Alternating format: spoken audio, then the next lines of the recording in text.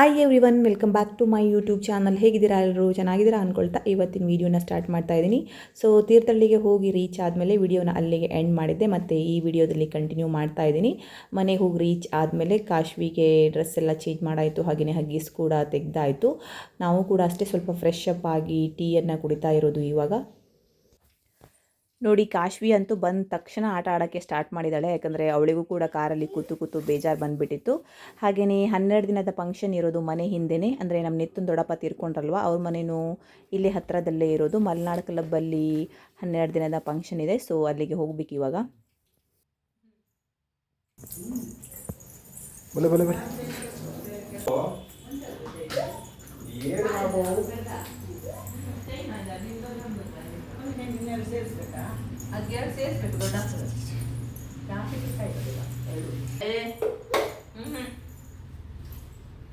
ಚುಪ್ಪ ಹೇಳಲ್ಲ.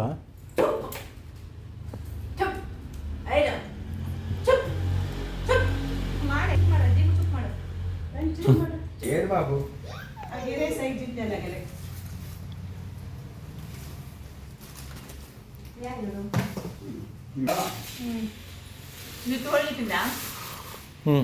ಸೊ ನಾವಿವಾಗ ಮಲೆನಾಡು ಕ್ಲಬ್ ಒಳಗೆ ಬಂದ್ವಿ. ಇಲ್ಲೇ ಕಾರ್ಯಕ್ರಮ ನಡೀತಾ ಇರೋದು, ಪೂಜೆ ಎಲ್ಲ ಆಯಿತು. ಹಾಗೆಯೇ ತುಂಬ ಚೆನ್ನಾಗಿ ಇವ್ರಿಗೋಸ್ಕರ ಹಾಡನ್ನು ಹಾಡಿದರು ಒಬ್ಬರು ಮೇಷ್ಟ್ರು. ಬಟ್ ನನಗೆ ವಿಡಿಯೋ ತೊಗೊಳಕ್ಕಾಗಿಲ್ಲ, ಯಾಕಂದರೆ ಇಂಥ ಕಾರ್ಯಕ್ರಮ ಅಂದರೆ ಎಲ್ಲರೂ ಬೇಜಾರಲ್ಲಿ ಇರ್ತಾರಲ್ವ.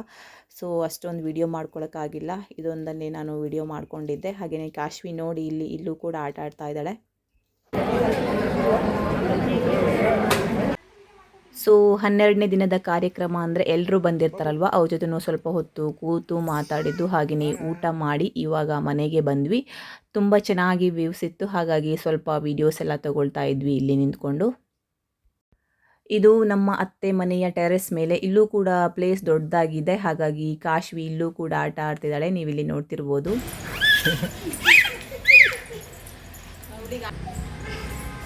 ಅಯ್ಯೋ, ನಂಗೆ ಡ್ಯಾಶ್ ಹೊಡೆದಿದ್ದಿ. ಅಯ್ಯೋಯ್ಯೋ.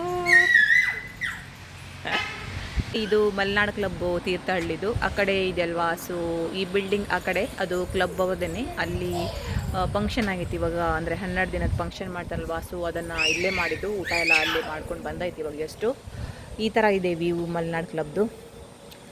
ಹಾಗೆಯೇ ಅದು ಸಿದ್ದೇಶ್ವರ ಗುಡ್ಡ.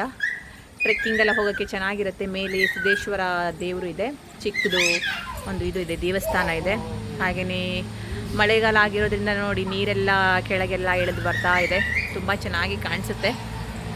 ಸೊ ಮಲೆನಾಡು ಕ್ಲಬ್ ಇದು ಈ ಥರ ಇದೆ ನೋಡಿ. ಸೊ ಅದು ಹೈವೇ. ಸೊ ಅಲ್ಲೊಂದು ಹೋಟೆಲ್ ಇದೆ, ರಾಕ್ ವ್ಯೂ ಅಂತ.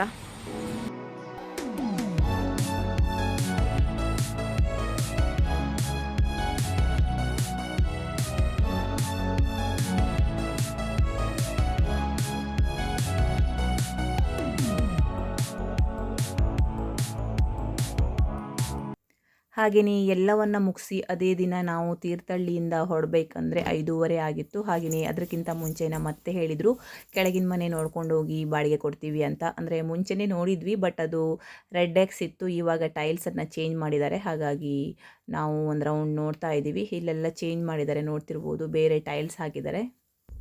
ಸೊ ಇದು ನಾವು ಇಲ್ಲಿ ನಿಂತ್ಕೊಂಡಿರೋದು ಹಾಲ್. ಹಾಗೆಯೇ ಇಲ್ಲೊಂದು ಬ್ರೌನ್ ಕಲರ್ ಡೋರ್ ಥರ ಕಾಣಿಸ್ತಿದೆಯಲ್ವಾ, ಸೊ ಇದ್ರ ಆ ಕಡೆ ಇನ್ನೊಂದು ಮನೆ ಇದೆ, ಸಿಂಗಲ್ BHKದು. ಹಾಗೆಯೇ ಇದು ಬಂದುಬಿಟ್ಟು ಬೆಡ್ರೂಮ್ ಒಳಗಡೆ ತುಂಬ ಚೆನ್ನಾಗಿ ಕಬರ್ಡ್ಸ್ ಎಲ್ಲ ಮಾಡಿಸಿದ್ದಾರೆ ಕಟ್ಟಿಗೆಯಿಂದ. ಮುಂಚೆನೇ ಇತ್ತು. ಸೊ ಇಲ್ಲಿ ನೀವು ನೋಡ್ತಿರ್ಬೋದು, ಈ ಥರ ಇದೆ. ಬರ್ಡೇ ಮಾಡ್ದಂಗೆ ಆಗಿದೆಲ್ಲ, ನಿಂತು ಇದ್ರ ಥರ ಅನ್ಸಲ್ಲ. ಚೆನ್ನಾಗಿದೆಲ್ಲ. ಸೊ ಇದು ಬಂದು ಕಿಚನ್ ರೂಮ್. ತುಂಬ ದೊಡ್ಡದಾಗಿ ಸ್ಪೇಸಿಯಸ್ ಆಗಿ ಇದೆ, ಎಲ್ಲ ಥಿಂಗ್ಸ್ಗಳನ್ನು ಇಟ್ಕೋಬೋದು. ಎಲ್ಲದಕ್ಕಿಂತ ಜಾಸ್ತಿಯಾಗಿ ನಮಗೆ ಇರೋದು ಅಂದರೆ ಅಡುಗೆ ಮನೆ ವಸ್ತುಗಳೇ ಜಾಸ್ತಿಯಾಗಿರುತ್ತೆ ಯಾವಾಗಲೂ ಎಲ್ಲರದ್ದು ಕೂಡ, ಹಾಗಾಗಿ ದೊಡ್ಡದಾಗಿ ಇರಬೇಕಾಗುತ್ತೆ. ನೆಕ್ಸ್ಟ್ ಇದು ಬಂದು ವಾಶ್ರೂಮ್ 2 in 1. ಸೊ ಮನೆಗೆ ಹೊರಟು ಬರೋ ಟೈಮಲ್ಲಿ ಈ ವಿಡಿಯೋನ ಅರ್ಜೆಂಟಲ್ಲಿ ಮಾಡ್ಕೊಂಡಿದ್ದು. ಇನ್ನೊಂದೇನೆಂದರೆ ಅದೇ ದಿನ ಹೋಗಿ ಅದೇ ದಿನ ವಾಪಸ್ ಬರಬೇಕಿತ್ತಲ್ವ, ಹಾಗಾಗಿ ಸ್ವಲ್ಪ ಲೇಟ್ ಆಯಿತು. ಇನ್ನೊಂದೇನೆಂದರೆ ನಾವು ಮಳೆಗಾಲದಲ್ಲಿ ಎಲ್ಲಿಗೆ ಹೋಗಬೇಕಂದ್ರೂ ಕೂಡ ಸ್ವಲ್ಪ ಬೇಗನೆ ಹೋಗಬೇಕು ಅಲ್ವಾ, ಯಾಕಂದರೆ ಮಳೆಗಾಲದಲ್ಲಿ ಎಷ್ಟೊತ್ತಿಗೆ ಏನಾಗತ್ತಂತ ಹೇಳೋಕ್ಕಾಗಲ್ಲ. ಹಾಗೆಯೇ ಇದು ದೇವ್ರ ಮನೆ. ಹಾಗೆಯೇ ಇವತ್ತಿನ ವಿಡಿಯೋನ ಇಲ್ಲಿಗೆ ಎಂಡ್ ಮಾಡ್ತಾ ಇದ್ದೀನಿ. ನಿಮಗೂ ಕೂಡ ಇಷ್ಟ ಆಯಿತು ಅಂತ ಭಾವಿಸ್ತೀನಿ. ಇಷ್ಟ ಆದರೆ ಪ್ಲೀಸ್ ಲೈಕ್ ಮಾಡಿ, ಶೇರ್ ಮಾಡಿ, ಕಮೆಂಟ್ ಮಾಡಿ ಮತ್ತು ಸಬ್ಸ್ಕ್ರೈಬ್ ಮಾಡೋದನ್ನು ಮರಿಬೇಡಿ. Thank you for watching. Take care. Bye.